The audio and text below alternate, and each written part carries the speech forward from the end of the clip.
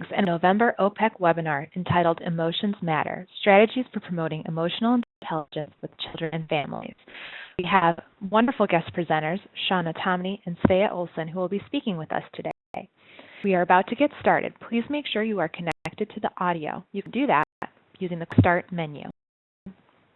Entered on mute, but if you have any questions, we can unmute you, and so you are able to ask your questions.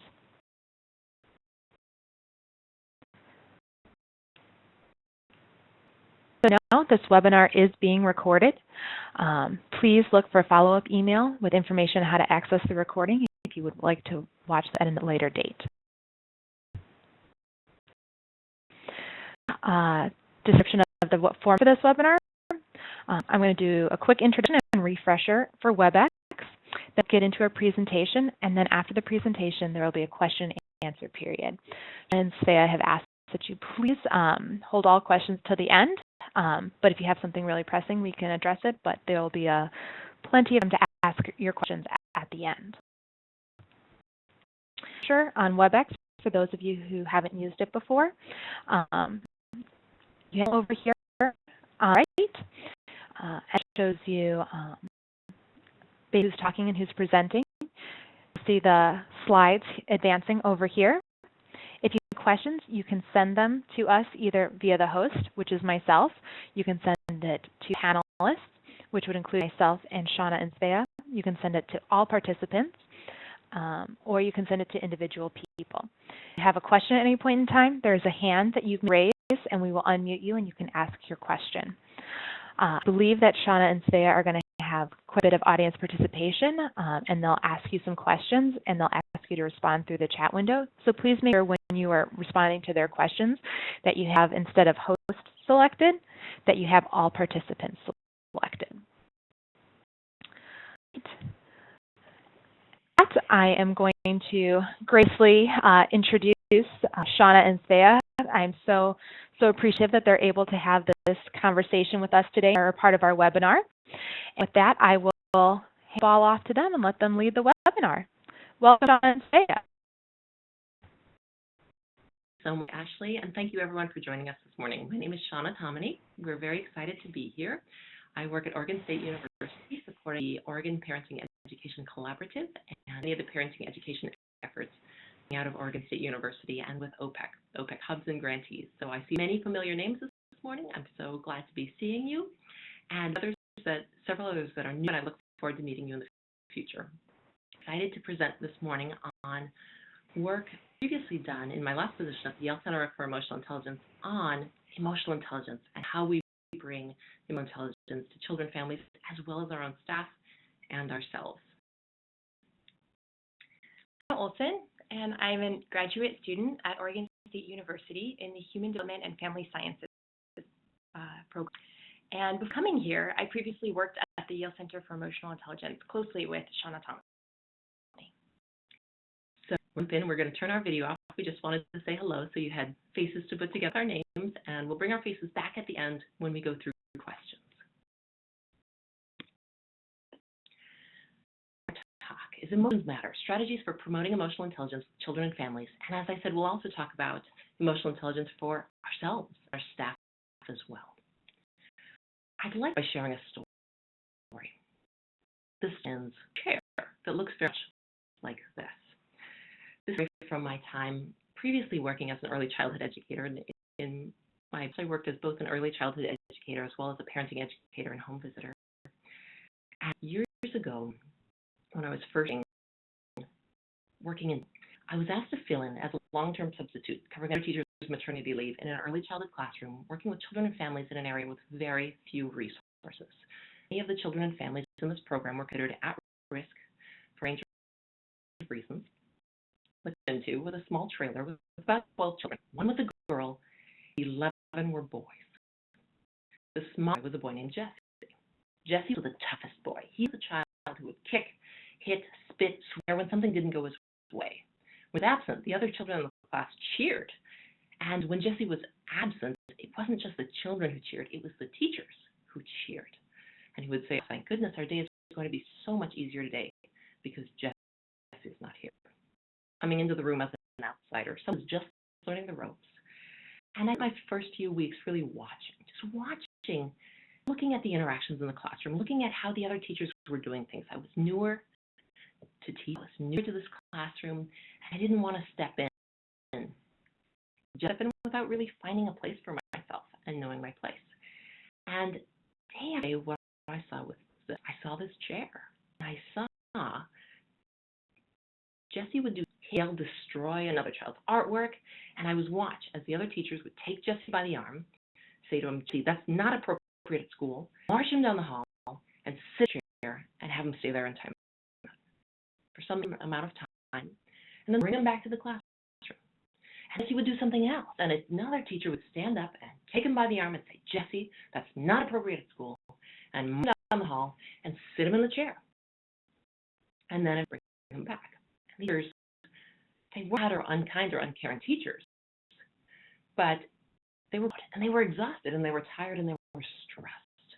And they didn't know what else to do with Jesse. They had one strategy that they're all using, and they continued to use it. And I saw something, and after a few weeks, I felt comfortable enough that it was me to start stepping in, for me to start playing another role or a bigger role in the classroom.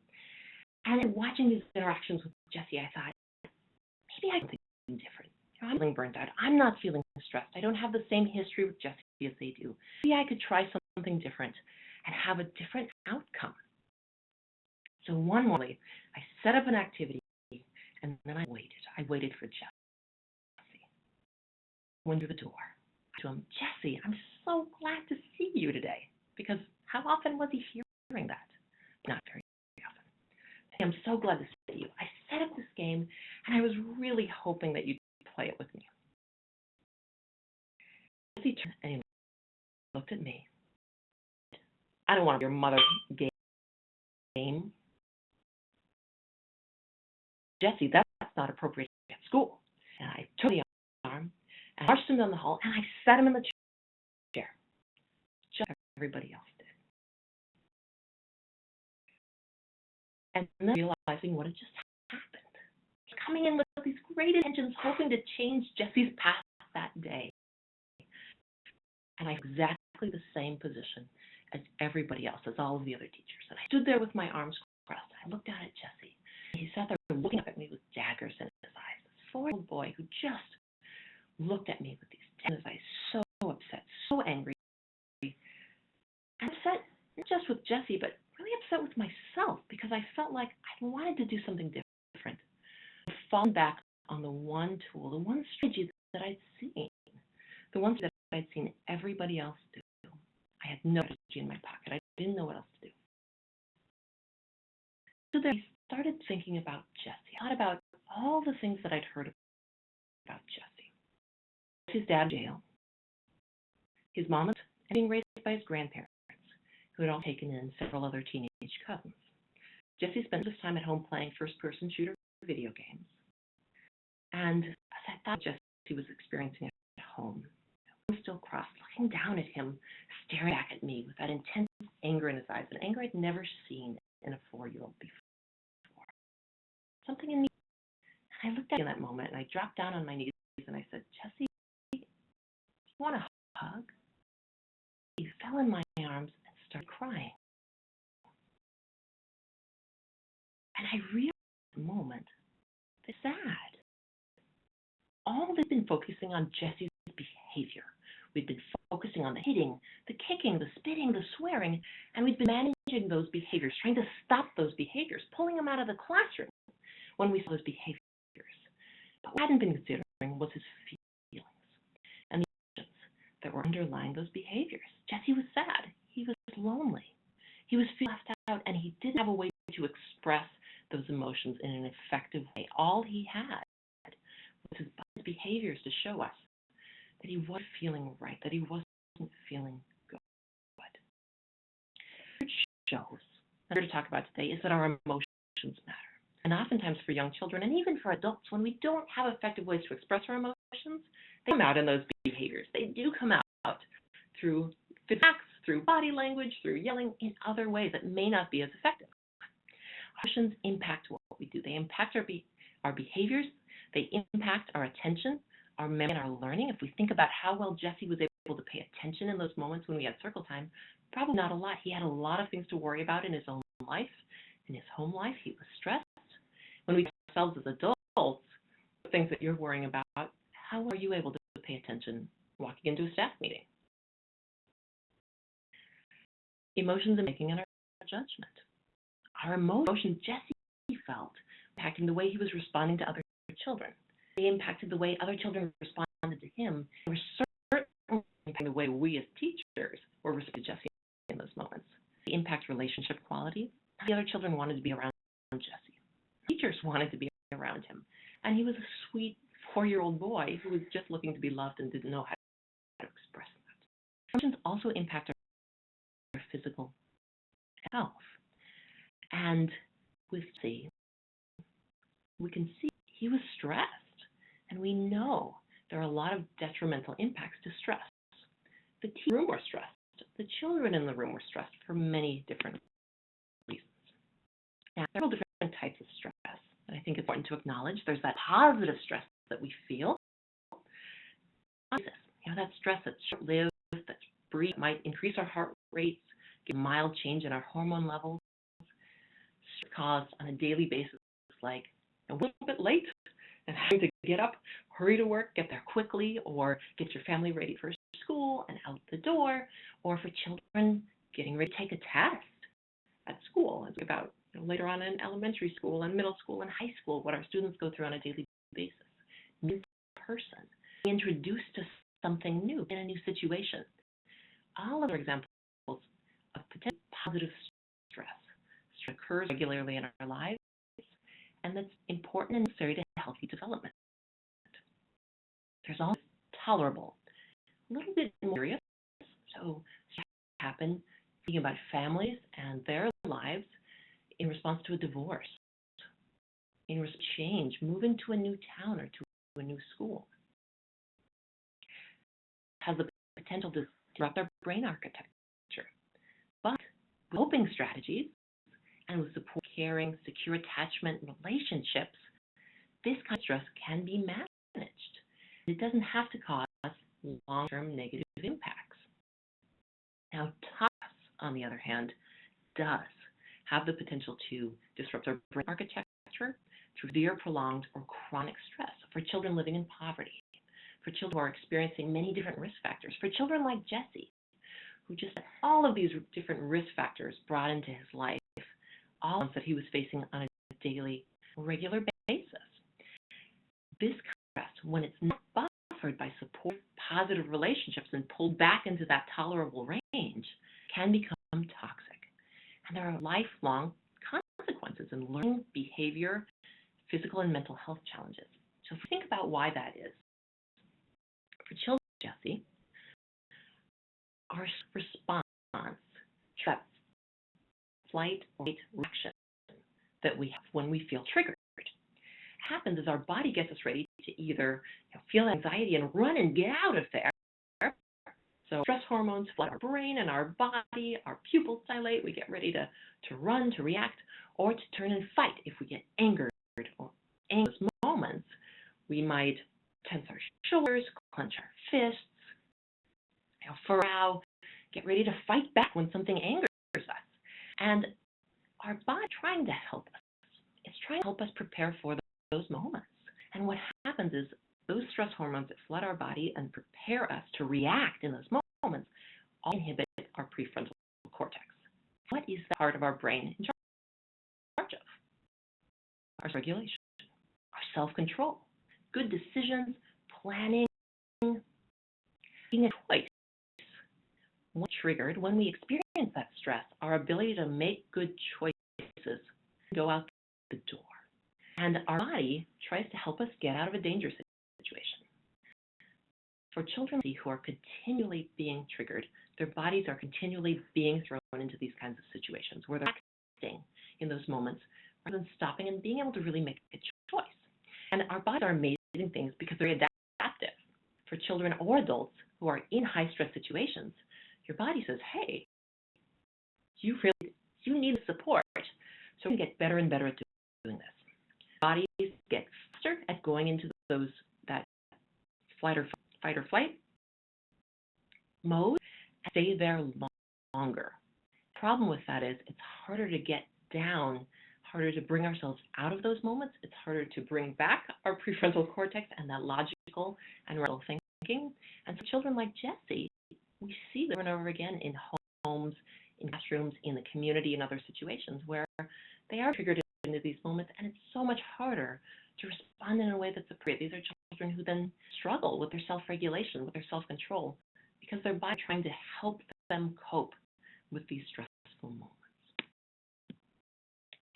Let's do just a quick call in the chat window. If you go down to your chat window on the right and make a click, not send to host, that'll go to Ashley, which is wonderful, but then we can't all see it. But click on all participants. Go down to all participants. That'll make sure your chat goes to everybody. And type in, what are stressors that children, families, and professionals that children might on a daily basis? Some of those stressors are.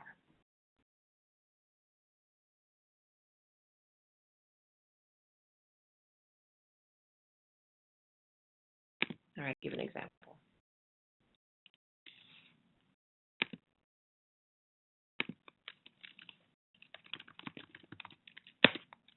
Can you just type it? Does everybody see that in the chat window? It's on the bottom right-hand corner.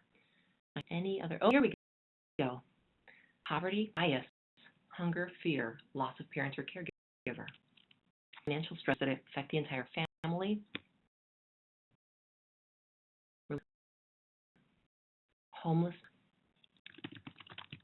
divorce,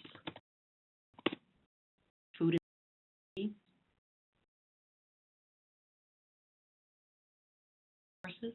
financial issues, and probably go on all day.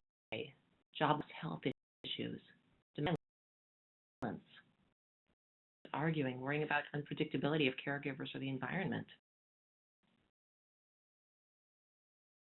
Jobs to make ends meet.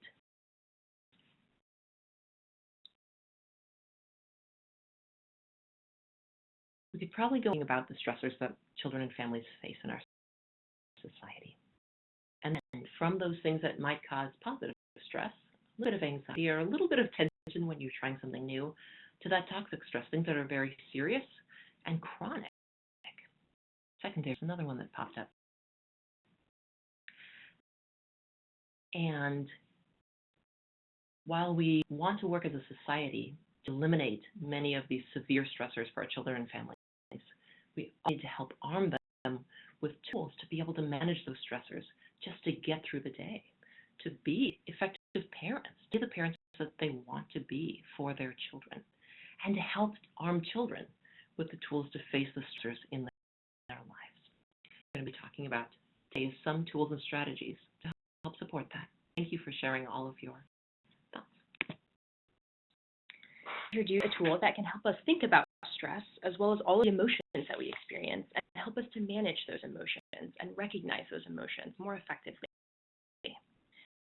The measure tool used by the Yale Center for Emotional Intelligence and was developed by Mark Brackett and his colleagues. Two axes come together to form 4 different colored quadrants. On the axis, at the bottom from right to left, is the level of pleasantness. On the very left, all to the left, is the most unpleasant you can imagine feeling. That's what has happened. It's very low pleasantness.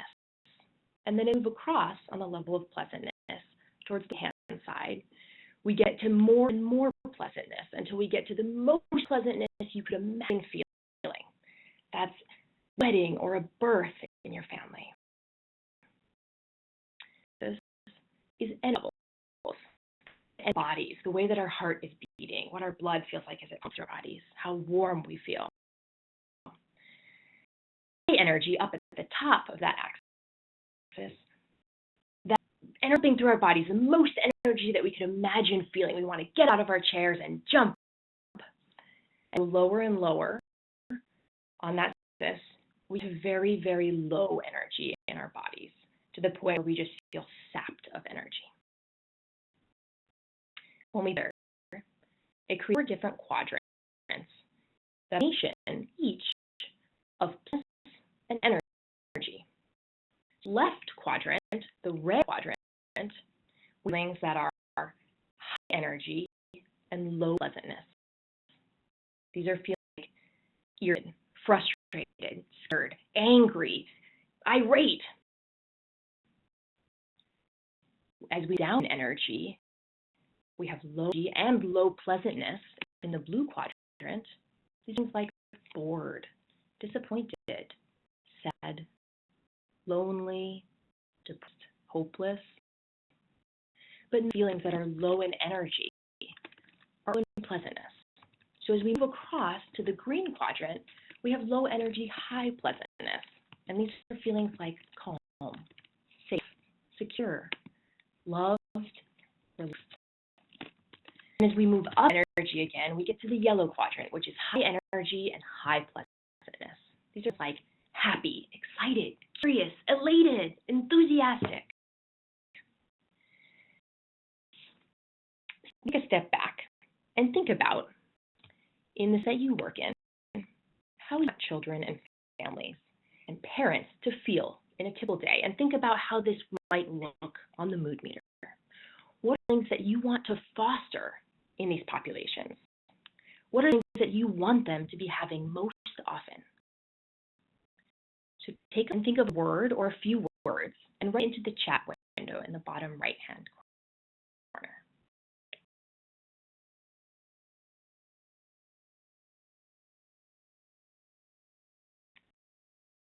We'll give you any feeling that you want to foster, that you want children and families to have more often.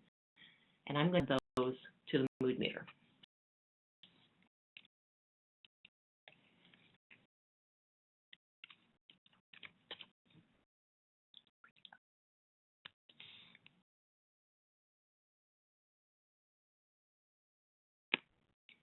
All right, so coming up. So think of a word like love. Think about love. Is that an emotion that's pleasant or unpleasant? It's pleasant. And would that be high energy? I would like love. It probably depends. I think we experience love in a really joyful, hopeful way, or in a really relaxed, calm way.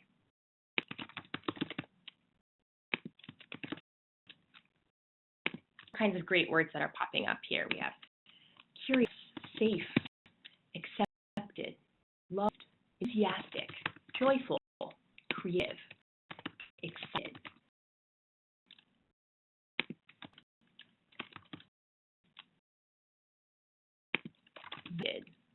Supported.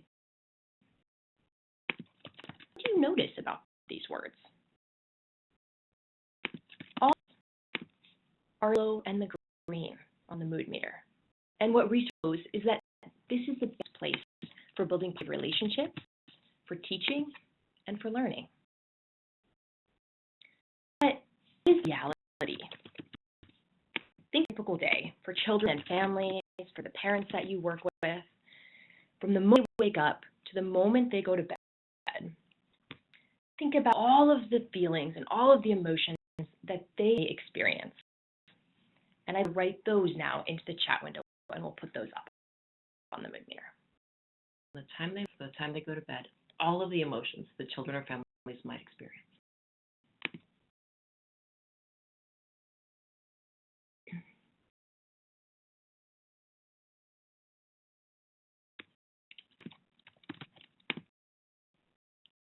Tired, popped up from.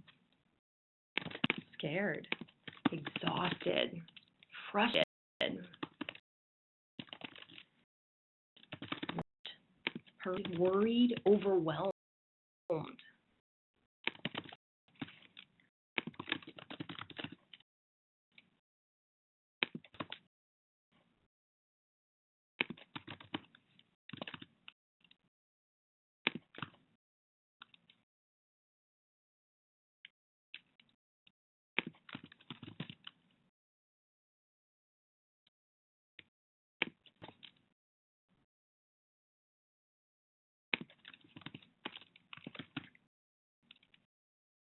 So now, The mood meter. We have a range of emotions all over the mood meter, and those can change throughout the day. This one.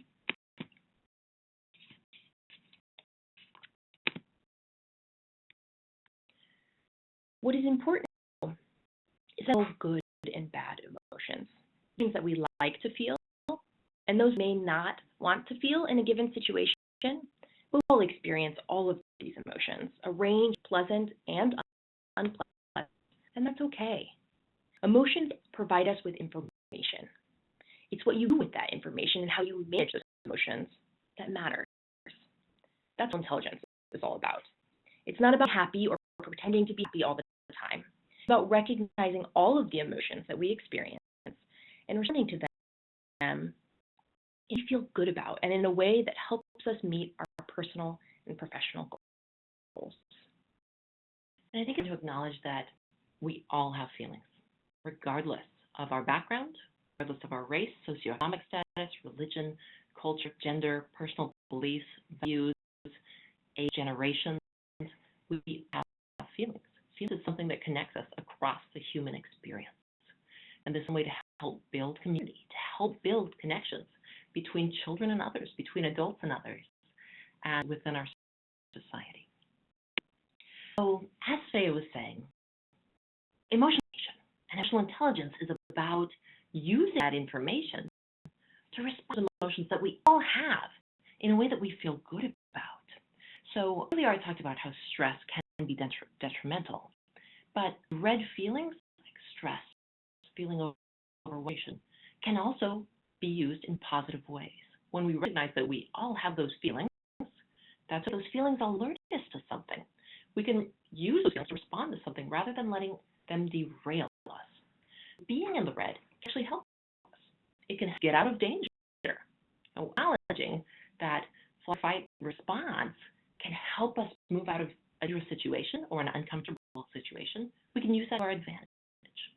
It can also help us advocate for us. If we were and say, I don't think this is really fair, or green, pleasant, low energy tone, we probably won't be taken as seriously as if we walk in and say, hey, this is unfair, this is an injustice, and we need to stand up for this. It can help us make a change. It can help us recognize that we're in a situation that we don't want to be in, or a place, and notice that maybe it's something I shouldn't be doing. Maybe I should be moving away from this, from this person, this experience. It can help us face a challenge. And something for young children that we want to be in the red is, rather than getting to the point where you feel so frustrated you can't move forward, I can't do it, to this is really hard, and it's okay to feel frustrated. Maybe I need to take a break right now, but I come back and try again. That will help give children the strength and skills to overcome those challenges.